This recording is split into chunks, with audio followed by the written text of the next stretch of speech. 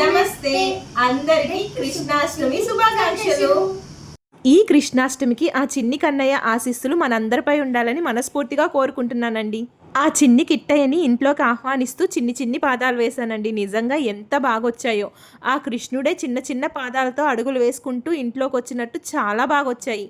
ఇక్కడ మా బుడ్డ గోపికమ్మ కన్నయ్య పాదాలకు పూలు వేసి ఆయనకి వెల్కమ్ చెప్తూ ఉంది. గోపికమ్మ పిలిచిన తర్వాత రాకుండా ఉంటాడా ఆ కన్నయ్య? ఇంతకీ అందరూ ఎలా సెలబ్రేట్ చేసుకున్నారు ఈ కృష్ణాష్టమిని నాతో కామెంట్ సెక్షన్ లో షేర్ చేసుకోవడం మర్చిపోకండి. ఈ రోజు అందరూ వాళ్ళ ఇంట్లో ఉండే పిల్లల్ని గోపికమ్మ లాగా లేకపోతే కన్నయ్య లాగా రెడీ చేసుకొని చూసి మురిసిపోతూ ఉంటారు కదా. నేను కూడా మరిష్టమ్మని చిన్న గోపికమ్మలా రెడీ చేసేసాను. చూసారుగా మా చిన్ని గోపికమ్మని ఎలా ఉంది. ఈ రోజు శనివారం కావడంతో నా సప్త శనివార వ్రతం కంటిన్యూ చేశానండి. ఈ లోపు మా స్ట్రీట్లో కన్నయ్య ఊరేగింపు వచ్చేసింది. నువ్వు నా దగ్గరకు రాకపోతే ఏంటి, నేనే నీ దగ్గరకు వస్తానని ఆ కన్నయ్య ఊరేగింపుతో సహా నా దగ్గరకు వచ్చేసాడు దర్శనం ఇవ్వడానికి.